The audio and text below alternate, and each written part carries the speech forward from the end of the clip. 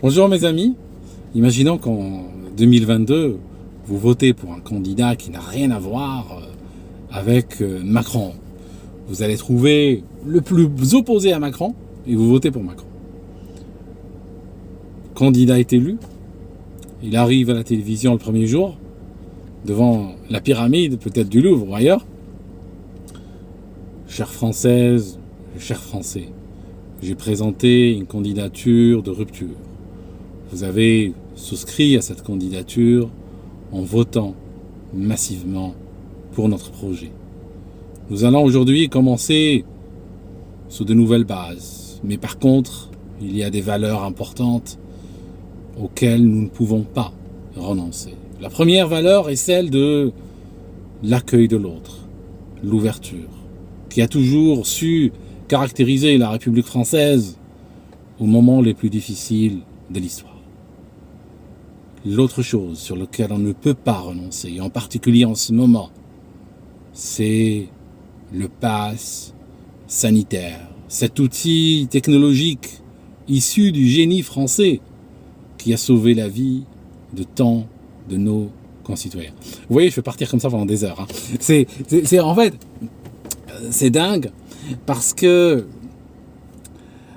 très souvent, et ça nous est arrivé ici au Royaume-Uni, on peut voter pour des personnes et on a l'impression que cette fois-ci, on s'en sort, on a l'impression qu'on est dans une rupture, qu'on est dans un changement. Et en fait, la personne qui arrive va continuer exactement le projet du prédécesseur. Donc, c'est pour ça que j'aimerais vous inviter à faire très attention à toute personne, tout candidat ou candidate qui n'est pas clairement avec nous et contre nous.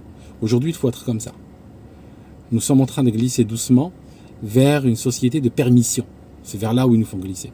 Ça signifie en fait, nous sommes en train de partir vers une société où l'État va micro-manager avec les entreprises ce que nous avons le droit de faire, quel moment nous avons le droit de sortir, qui nous avons le droit de fréquenter, à quelle distance nous avons le droit de nous déplacer de chez nous. Et puis, ça ira en s'aggravant. L'État est en train de s'arroger des droits sur nos vies. Des choses qui ont justifié la mort de millions de personnes dans le passé. Des millions de gens ont dû mourir à travers les générations pour pouvoir nous donner les libertés que nous avons perdues en 18 mois. Donc vous devez faire extrêmement gaffe. Parce qu'une fois qu'on est dans une société de permission, où la police ne s'occupera plus de crimes, mais elle s'occupera à vérifier si chaque citoyen qui est dehors en train de faire n'importe quoi, l'acte le plus anodin, comme celui de boire un café sur une terrasse, sera une affaire de police. Et la police viendra et vérifiera sur dossier si ce citoyen a le droit ou a la permission. Ce n'est plus le droit en fait, parce qu'on n'est plus dans une logique de droit.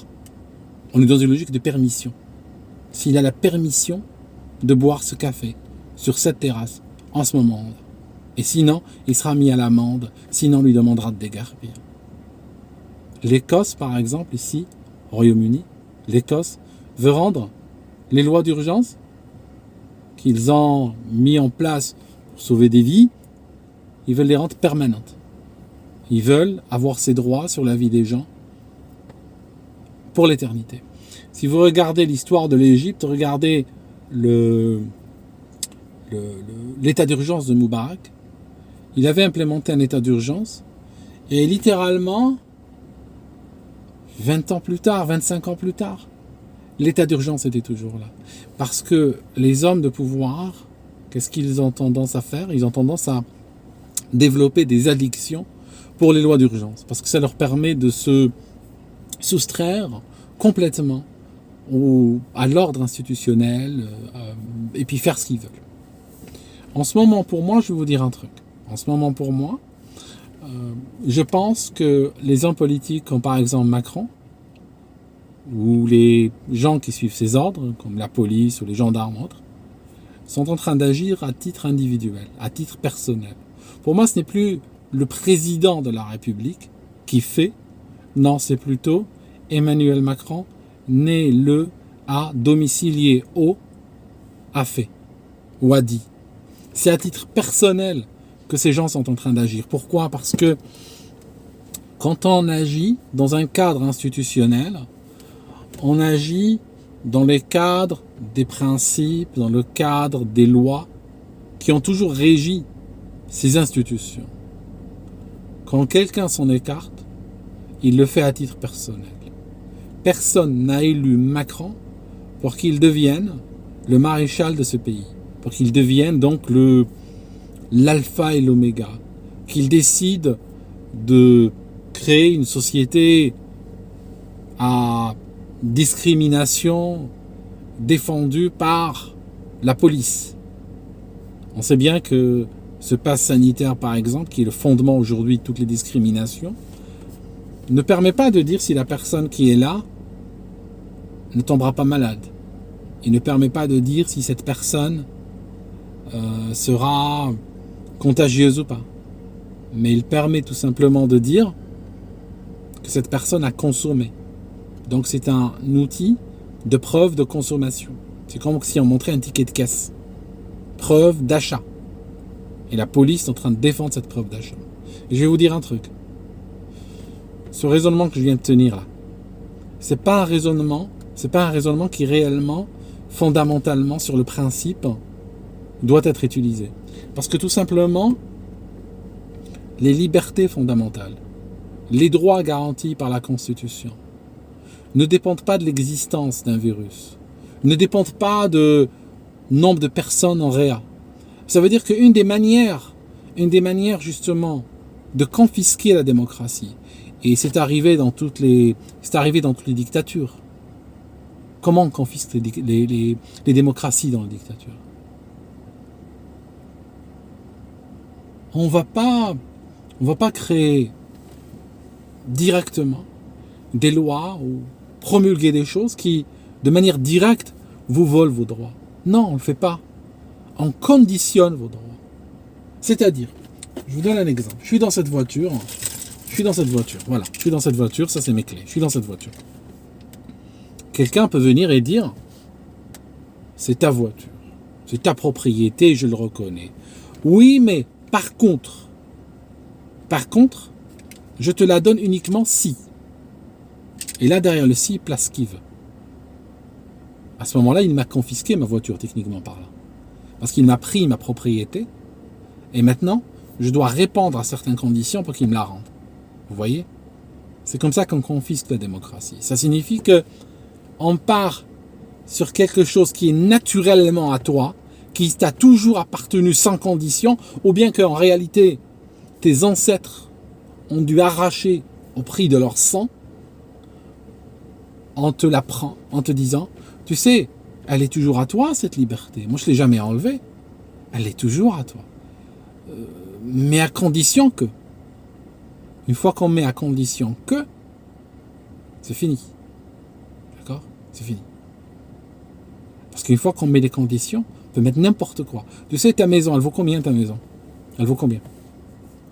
Tu vis dans une maison, imaginons que ta maison vaut 100 000 euros. Imaginons. Je l'achète à 10 millions ta maison. Maintenant, je signe avec toi. Je l'achète à 10 millions. À condition que, tu me laisses mettre la condition que je veux. La condition, c'est que je te paye 1 euro par an. D'accord? Je te paye 10 millions pour ta maison à 1 euro par an. T'es d'accord ou pas? Non, t'es pas d'accord. Tu vois ce que je veux dire? Tu me vendrais même pas ta mobilette à 10 millions d'euros si je paye 1 euro par an. Vous voyez? Les conditions qu'on place sont des fois des conditions tellement fortes que, en soi, elles vont correspondre à une confiscation. C'est juste une manière pour éviter de dire le mot. C'est éviter pour dire le mot. C'est pour éviter de dire que je t'arnaque, que je te prends ta maison gratuitement. Je te dis, je t'achète ta maison pour 10 millions. À condition que, bien sûr, je te donne 1 euro par an. D'accord? Une autre manière de résumer ça, c'est que je te prends ta maison. D'accord? Imaginez que je la prenne de force et je te dise, mais non, je t'ai donné 10 millions pour ta maison. D'accord? Je t'ai donné 10 millions. Oui, regarde, je te donne 10 millions pour ta maison. Pourquoi tu te plains? Okay?